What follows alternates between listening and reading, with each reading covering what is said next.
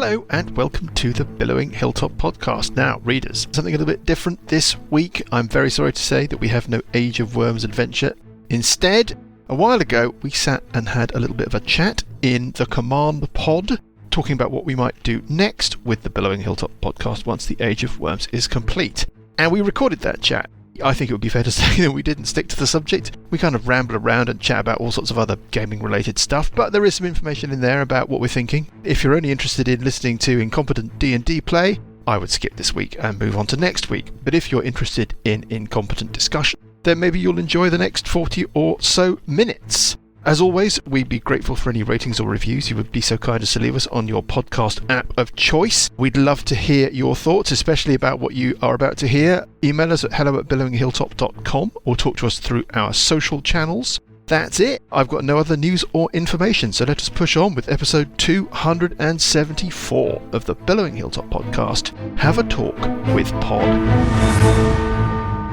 Hit the start Good button, evening, Mike. everybody. Good evening. So I've hit it. I thought we weren't going to do hello, it. readers. Oh, sorry. Readers, we're going to record a chat now that we just decided we weren't going to record. But Let's do it. Graham turned up. And that's actually quite important. That's changed everything because, as we all know, Graham is so very wise. Everybody getting ready for Christmas, by the way? It's ages away. Getting very close now. Mike, it's the 30th of October. No, it's not. It's not even We're Halloween not yet. going to be playing Age of Worms. No. Also, we don't have a plan. We're just going to ramble. Do we ever have a We're plan? going to talk about what we might do You have a plan. next. We like We to don't think have a we have plan. a plan occasionally. Yeah, we don't have a plan for this chat. We do have Occasionally. a sort of plan for what we might do once the Age of Worms is finished. Kind of. But I have to admit it's a bit of a Vague. sketchy plan, back of an envelope kind of plan. It's not a very big envelope either. So very quickly, readers, we are about, I think, 10 to 15 episodes. It might drag on a bit more. I don't think so. Away. Have you met us? Well, the speed that we do. And Have compared you to met mine. us? 25 episodes. I don't And know. even you know, then- the choices There are you only make. 3 monsters left, actually, Paul. You know how Paizo adventures work. You work your way up steadily through a series of people who report to each other, basically. It's like I've got to put you through to my supervisor. Yeah. Speak to agent. Yeah. Speak to Yeah, agent. and- Can you put me through to second line? I support, have to put you please? through to customer, whatever. 15 button And then presses eventually you later. do speak to somebody. In this instance, it's going to be Kios, Option 1. who will finally get on the phone with you and fix your broadband at last. Yeah. What we think we might do when this thing is over, well, we thought we might do nothing and just all go away and retire to Gondor Acres and sit there forgetting each other's names and, you know, the rules. Luxuriating Basically, in the millions that we made from Yes. Age the of money Worms. we've made from this basically Yeah. means we never have to work again. Yeah.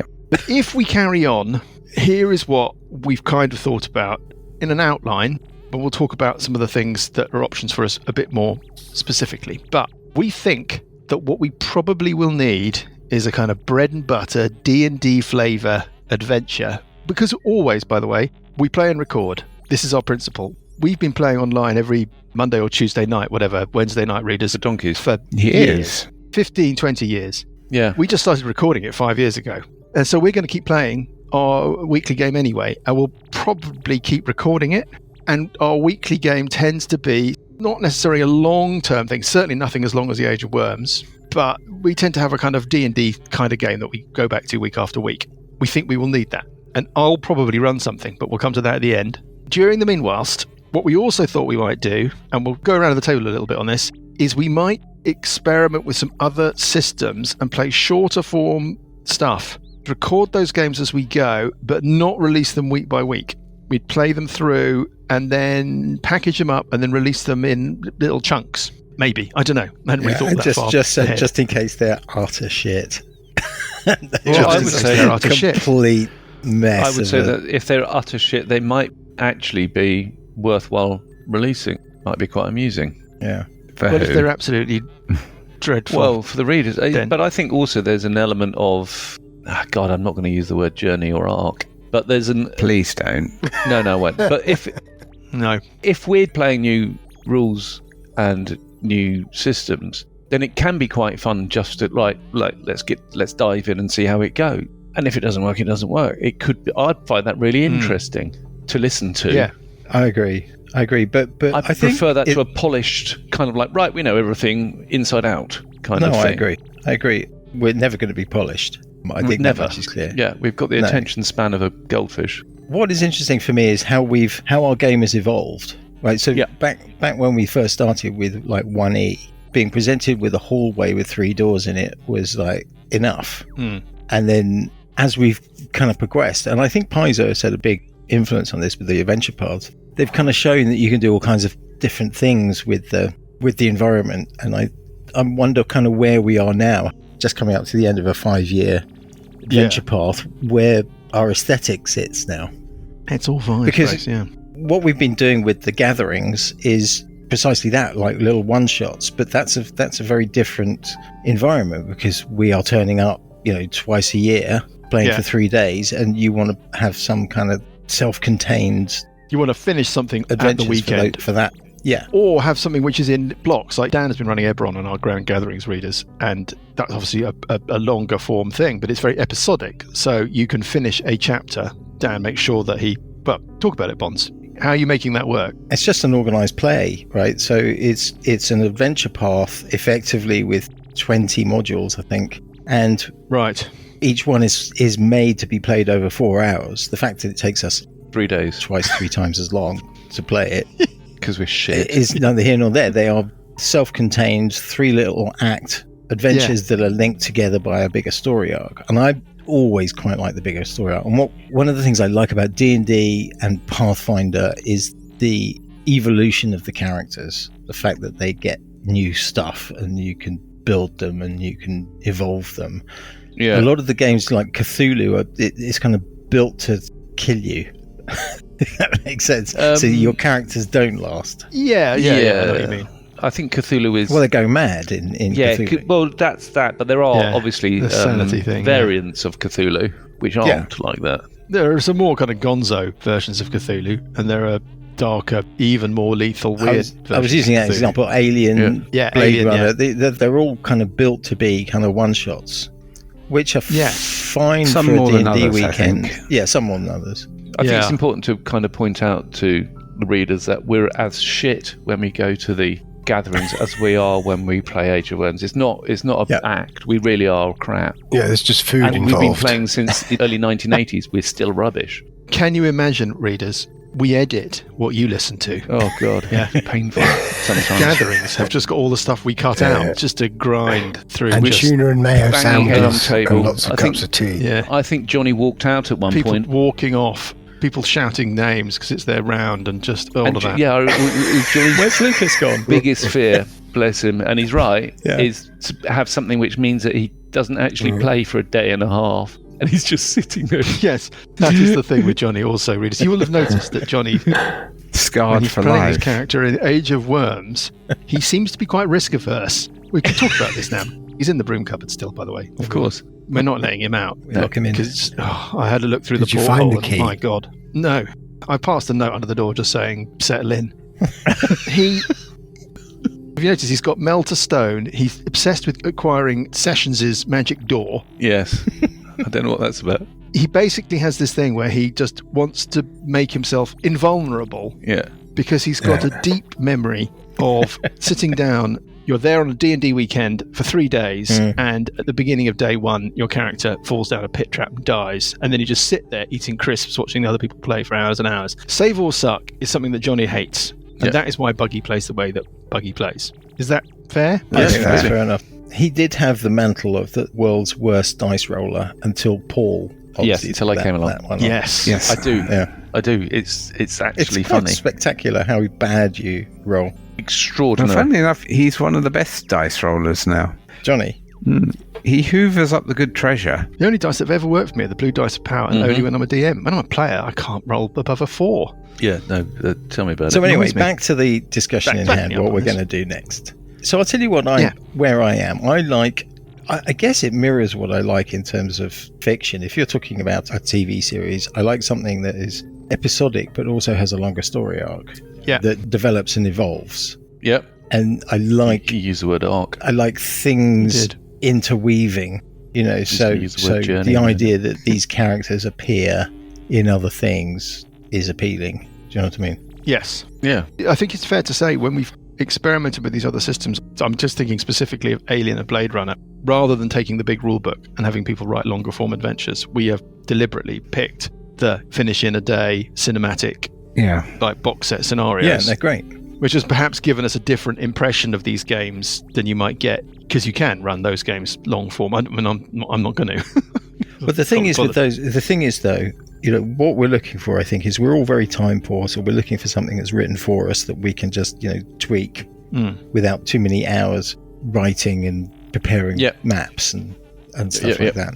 If you were going to run something, Dan, that was not long form, I'm not saying it would be without an arc or a journey. What system would appeal to you, or what kind of milieu or setting would appeal to you? Well, I like seeing what you can do with an existing system, right? So there seems to be a kind of prevailing attitude. It's like, well, we've explored 5e, now let's go and look at something else. Yeah. And I'm quite happy to go and look at other systems, but I do think there's more you can get out of 5e, and that it always interests me. So one of the things I've had an idea for is the party's on the run in a city environment where the DM is running the city guard and the city troops trying to track you down, but you have to have a rule system to do that. You'd like a rule subset to support that particular kind of play. Yeah. What was that Red Hand of Doom where there was the siege of the city where there were some additional rules that had been generated? Oh, you picked up points with everything you did, and then those were relevant at the end. Yeah, so you need a similar mechanism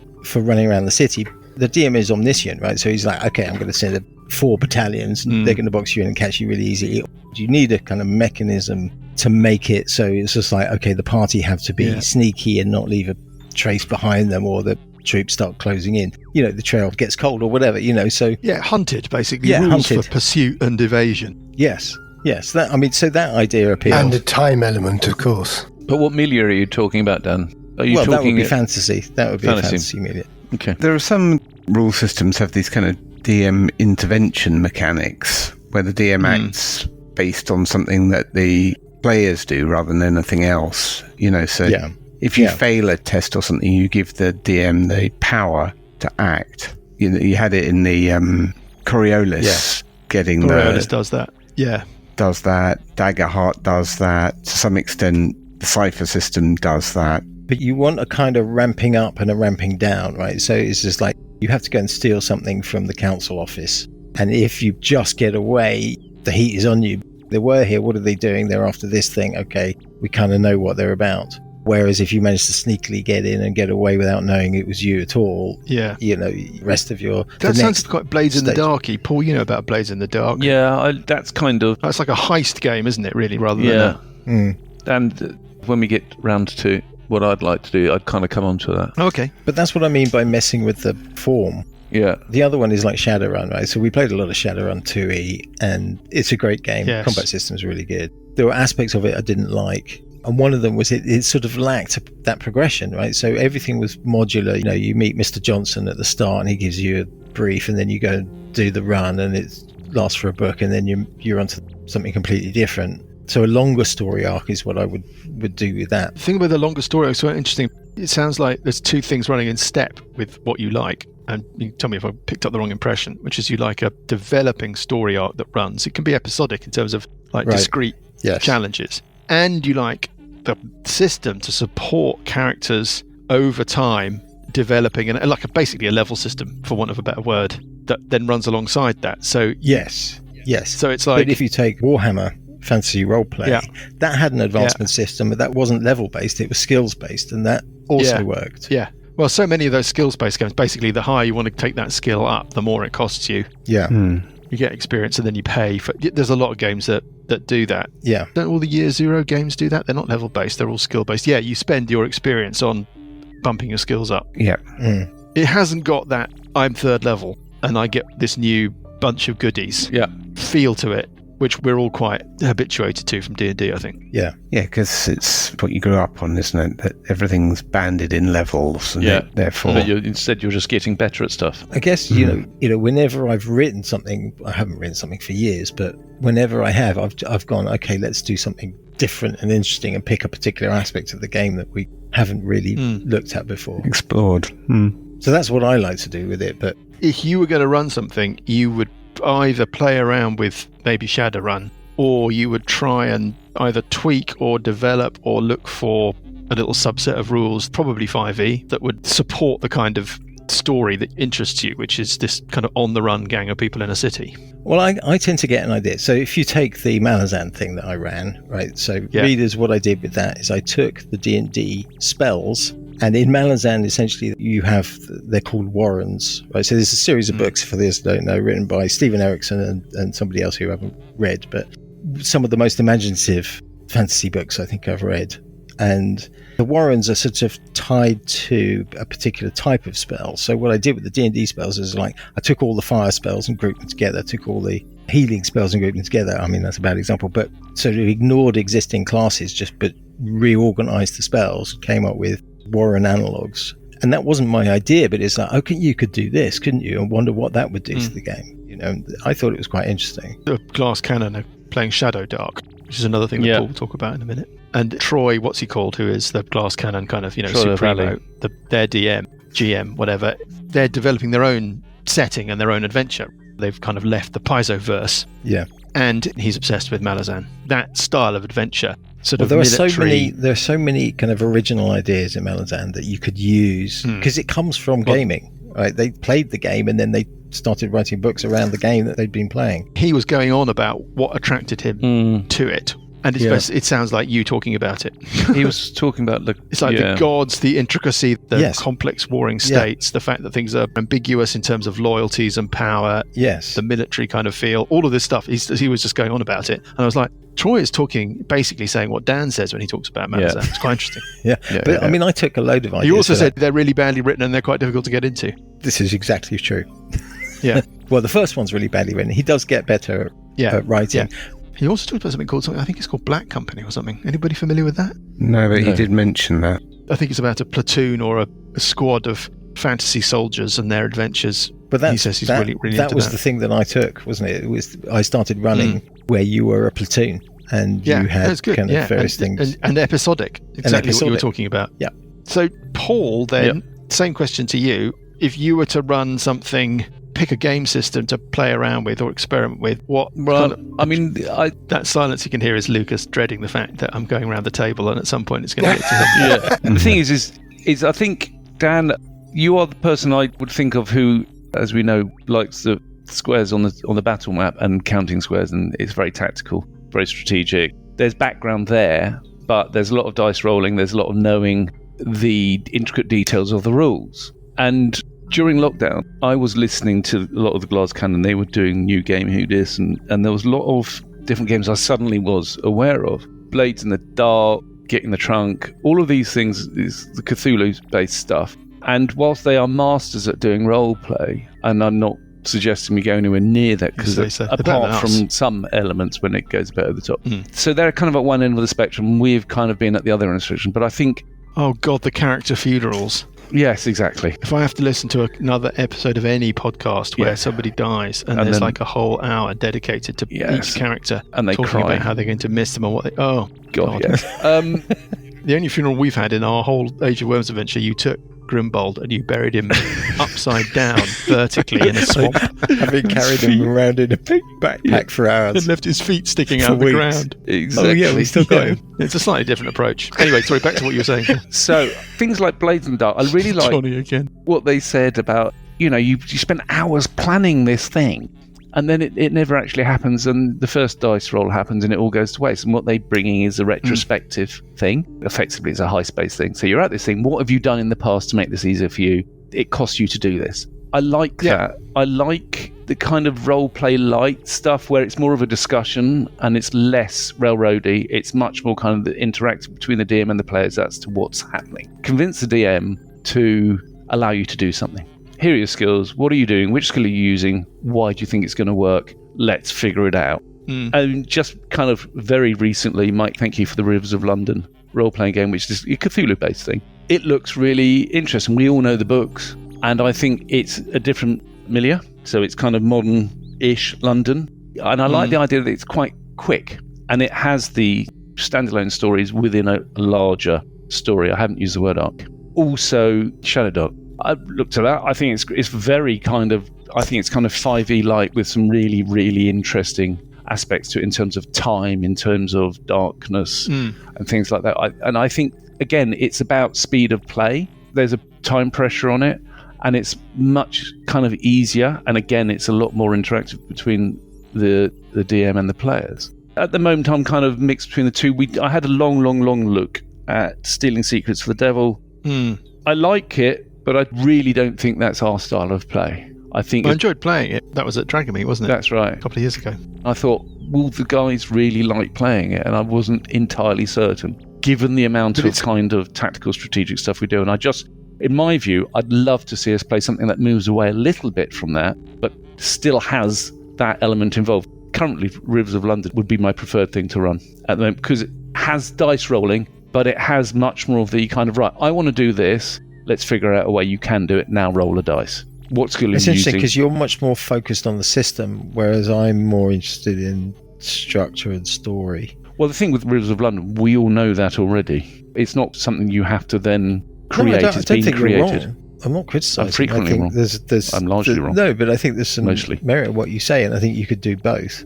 I like the story arc. When I watch stuff on TV or when I play stuff, it's like I want to find out what's happening. If you have a sort of entirely short form or episodic story, it doesn't have that hook that keeps you wanting to Rivers of London, I think, kind of find out what has a lot. lot. I think it depends what you mean. I think there's a lot of bleed between the two things. Yeah, I agree. Star Trek or Blake 7 or the A-Team. Yeah, but that's I think that's Rivers my of London point. is actually a bit more like Doctor Who. The 70s, 80s kind of aesthetic was, the Rockford Files, where each one is a self-contained story and has nothing to do with the next one, and that doesn't keep you coming back. But there are many forms whereby each week you encounter a different thing which is at the kind of core of that week's episode. Yeah. But it's a stop on a track which is running through a longer story. And I think Rivers of London has that. When the books certainly have that. Yeah, exactly. Yeah. There are things that are carried forward through the Faceless Man. The Faceless Man, that's what he's called, yeah. So I think it would be a really interesting thing to do,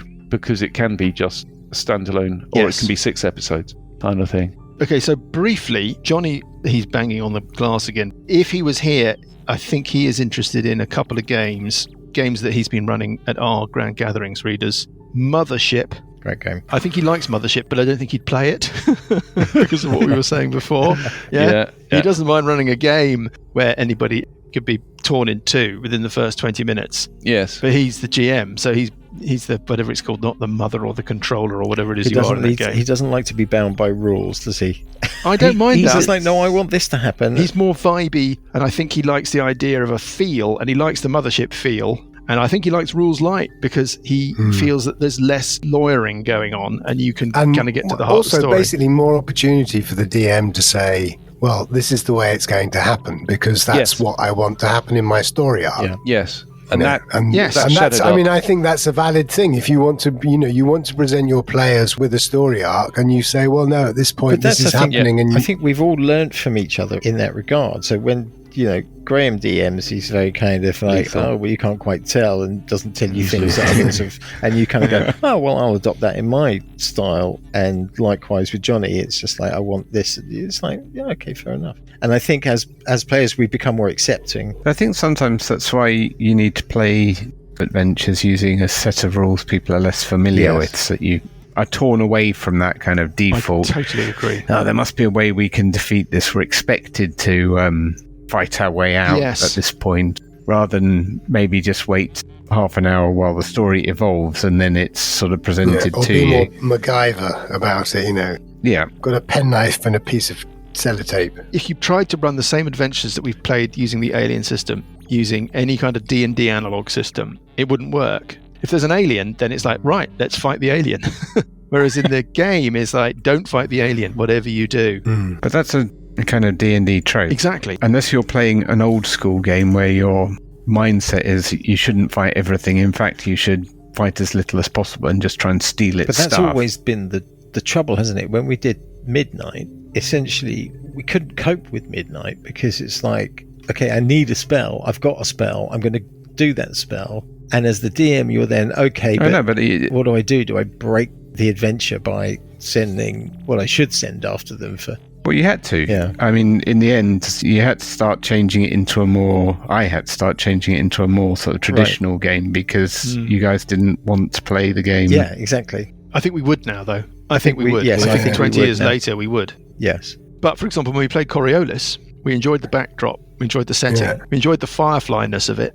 But the combat system is entirely lethal. It's effectively a combat system that says, try not to get shot at, don't get into combat. And we spent quite a lot of time talking about how we might soften that combat system to make combats a bit more Starfindery. Play around with combat a bit as its own little tactical mini-game that you weren't so scared of getting involved in that you didn't do it. So we tend to sort of take these very lethal systems and try and D&D-ify them a bit sometimes. Well, two things I'd say on that. The first one is we did a lot more skills checks. So although we didn't do combat, we compensated for that by rolling dice in other ways. And the other one is I thought that the whole alien concept, that has a unique place because effectively everybody knows in the end you're all going to die. And that scenery was sort of...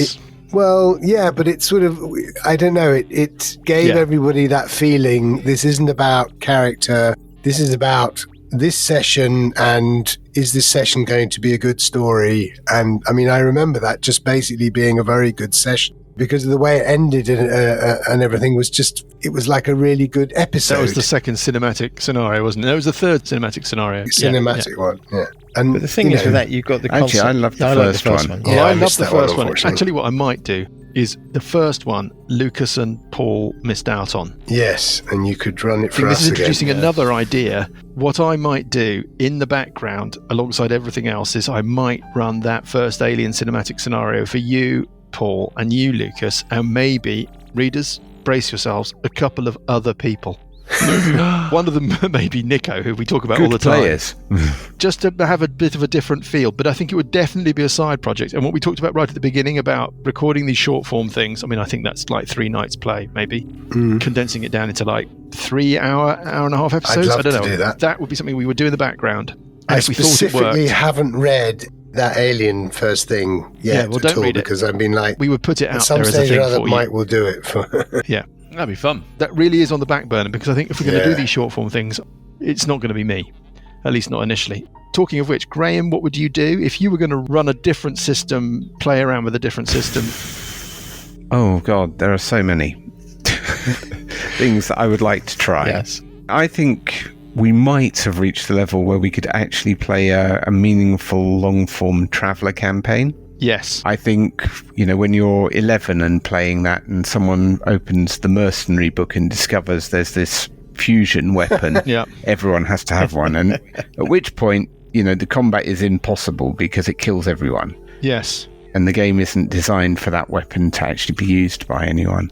Yeah. But I think you could do a very good Firefly-esque game in Traveller if you were prepared to... Wasn't Traveller also pretty lethal anyway, even without the fusion weapon? I seem to remember. It's not meant to be a fighty game. Yeah. With a little bit of fighty, but it's not, essentially a fighty game. It can be all sorts, it's a game you could have your intrigue in, you could have your... I think my... escaping from the authority, Dan's idea, you could play in Traveller. My concern, though, a lot of the time with non-fighty games, is the plot has to be watertight. It has to really work, and very often they don't. Very often there's holes in them. I don't know about that. I think the plot really develops from the players. There are games where you've got effectively a premise, and perhaps you've got something sitting in the background, and then it's down to the players. It's like, how do they go about engaging with the story that's been placed in front of them, and what's their skill set? And then the GM lays out the track like Gromit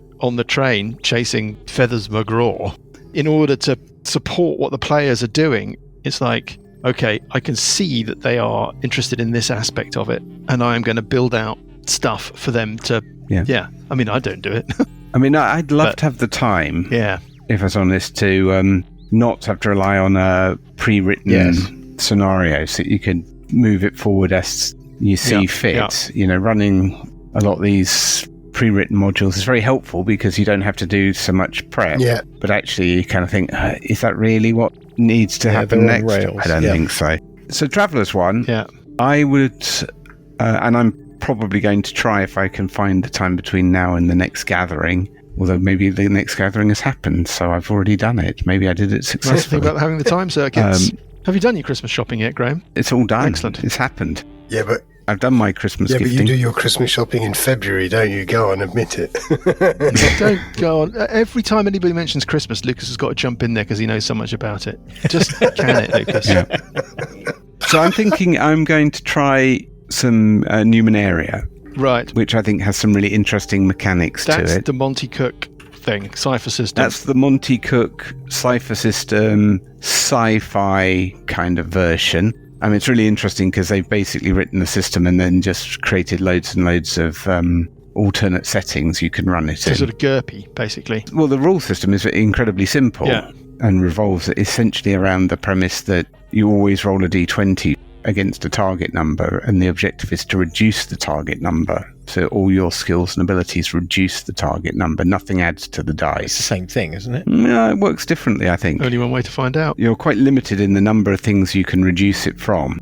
I don't know. It looks interesting. So I'm tempted because it's something I know nothing about. Yeah. Okay. Interesting. I picked up Daggerheart cheaply. I thought that was interesting. I'd like to give that a go at some point. I like Warhammer Fantasy Roleplay. Which one? All of the editions. Yeah, there's just so many. There's a new one, right? That's not yet out, I think. I think that's still to come. I like Zweihander, yeah.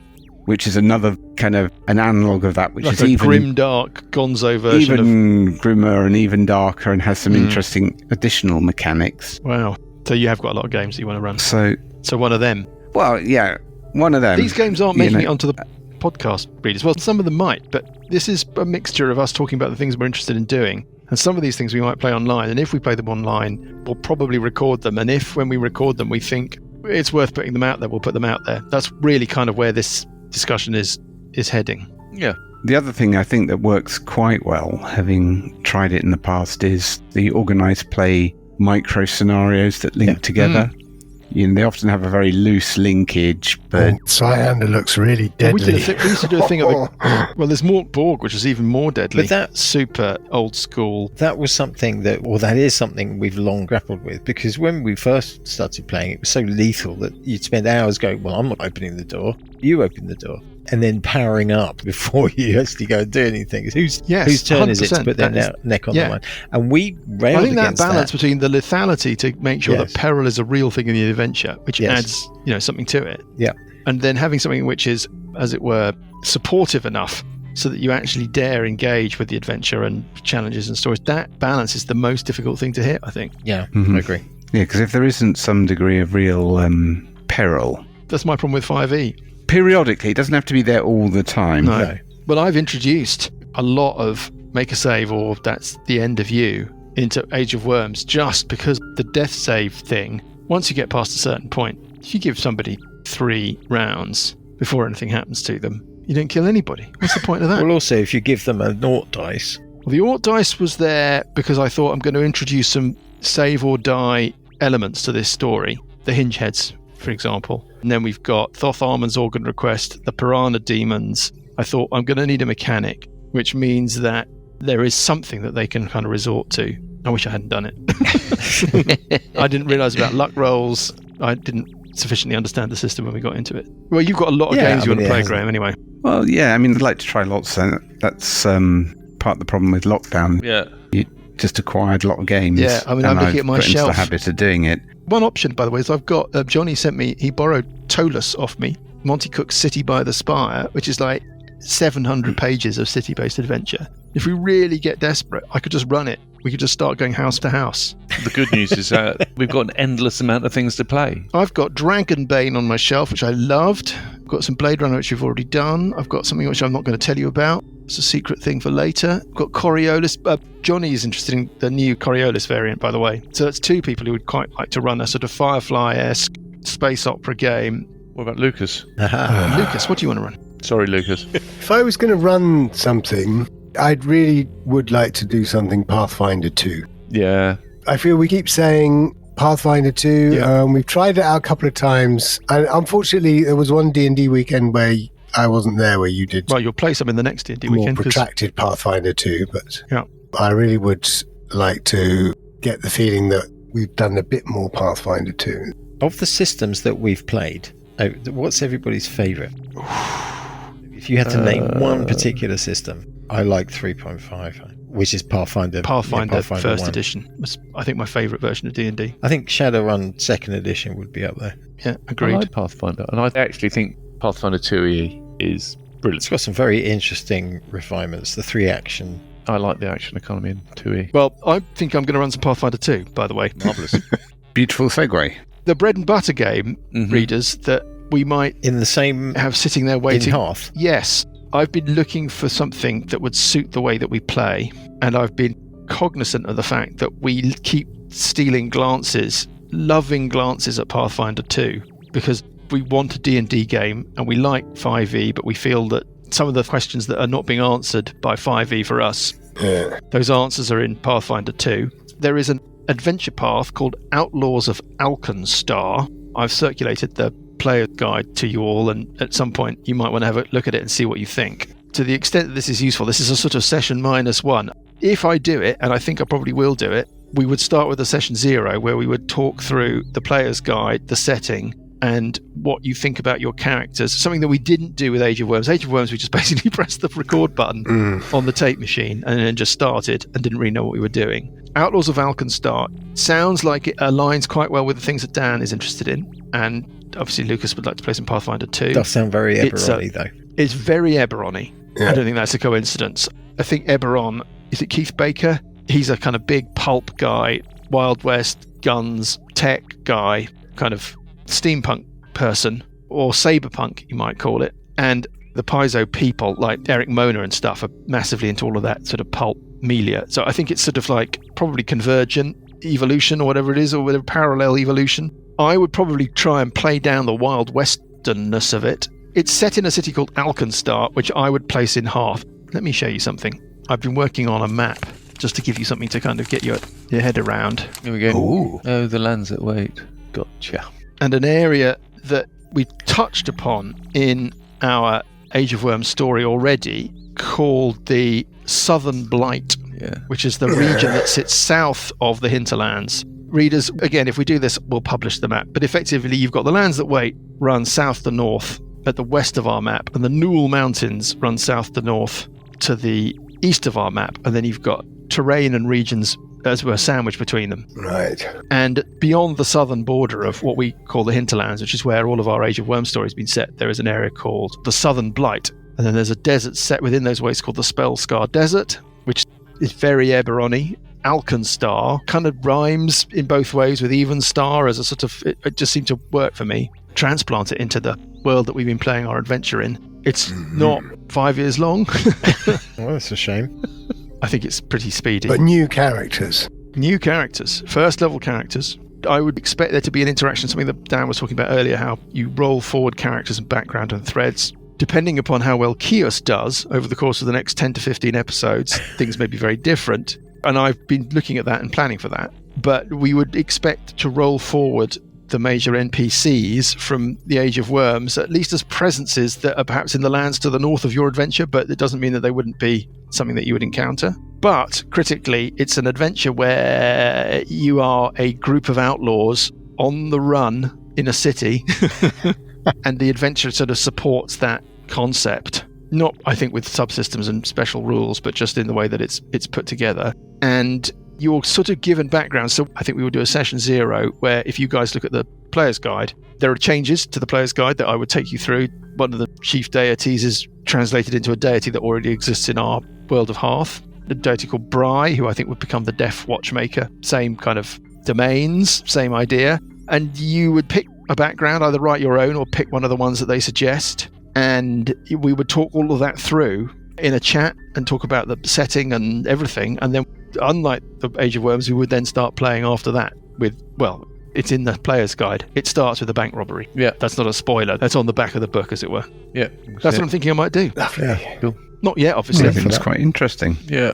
I will look forward to that. Are you allowing gunslinger stuff? Well, I think you have There's to guns and reading gears. the player's guide. It's The gunslinger, we would talk this through in our session 0. Paizo talk about how you can make this very gun, black powder centric with inventors and gunslingers and whatever, but that you can perfectly easily play the adventure in a conventional sense with wizards and sorcerers and fighters and paladins and whatever. Well, not paladins, champions or whatever they call them. We could have a think about that. Some of you might be more interested in the guns and gears bits. That's a source book that I think I would probably purchase and share with you. I mean, it does sort of say in paragraph 3 that you can have Pathfinder Guns and Gears is a useful supplement. The key word there is supplement.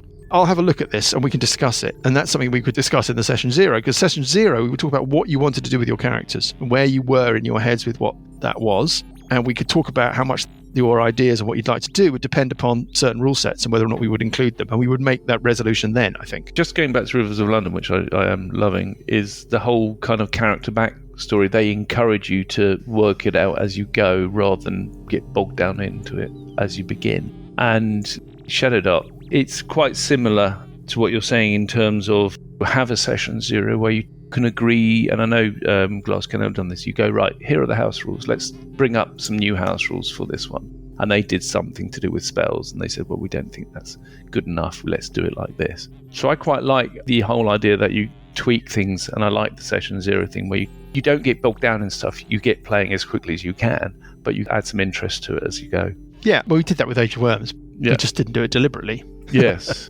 And we, in between books, we'd go, right, what house rules do we want to do for this next book? We stopped doing that, but I think because we kind of ran out of this is what we want to do. I think with Pathfinder it's going to be different because we don't know the system as well. I mean, Graham knows the system better than any of the rest of us because he's been running Abomination Vaults on our gatherings. I think we don't worry about that. I think we just jump in and we hit the first encounter and we hit the first point where we don't understand how the rules work. And we look at it. Look it up. We just talk it out. Readers, hopefully that's something that might interest you if you're not so familiar with Pathfinder 2. But obviously there would be less and less of that as we went on. And we would probably edit things down, readers, so we wouldn't subject you to the absolute ordeal of us discussing the same thing that we've forgotten for the 200th time. Yeah. Anyway, there we are. That's it. That's what I've got. I'm not ready to do it yet. And I would try and have it ready to start, depending upon what else we did in the first half of our discussion. So if somebody steps up and says, look, Johnny steps up and says, I want to run some Mothership for a few sessions. Graham wants to run some Cypher System for a few sessions, or Paul wants to run Rivers of London. We might record a bit of that before we finish the Age of Worms and have that ready to go, readers. There may be a bit of a gap at the end of the Age of Worms where we, I don't know, sit around and look off into the middle distance a bit and gird our loins. Yeah. We don't know what it's going to be like. Interestingly, if we have like 3 or 4 of us who are interested in preparing 6 episodes worth of stuff, and we're all doing that at the same time, we can actually then generate quite a lot of episodes of stuff at the same time. It will actually be quite fruitful. Well, that's true. It might be, readers, that stuff appears. Readers, we might have some Patreon content. We might have some advertising. Again, this is all just smoke in the air at the moment. It's not a real thing. The advertising wouldn't be particularly intrusive. I'm sure you're probably used to listening to it on other podcasts. Just skip through it. Basically, we've just got to pay for a professional cleaning crew to go in and do the broom cupboard. My tank could do with a scrub as well. And we need some people from Regent's Park Zoo with all the nets and all the required elements to trap Johnny and give him a bath. And then a Patreon, if we brought in a Patreon, some of this stuff that we're doing in the background, if Paul ran a 6-episode Rivers of London adventure, if you were a Patreon supporter, you could just download them all and just listen to them, binge them as and when. To be fair, Mike, if I was behind a paywall, it would be the negative patron where I'd be paying people to listen to it. Yeah, Paul will actually pay you to listen. Right. Well, that's it.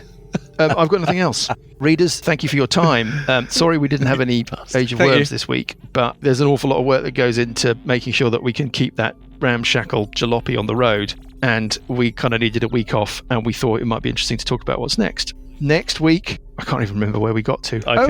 You're off with Bacross. Yeah. I think that's right, isn't it? You're going to leave. We're off to calm some townsfolk. Whatever's next. Well, we're not going to find out now. We're going to find out. Yeah, we are going to find out now. We're going to be going back to the Age of Worms. Lovely. And we'll see you for more stupid adventures when we pick things up next week. Awesome. Dish. Thanks all. Cheerio, guys. Bye.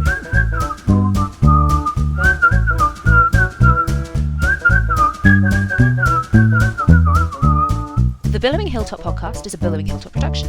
Dungeons & Dragons is a trademark of Wizards of the Coast. All other original material is copyright Billowing Hilltop. Thanks for listening.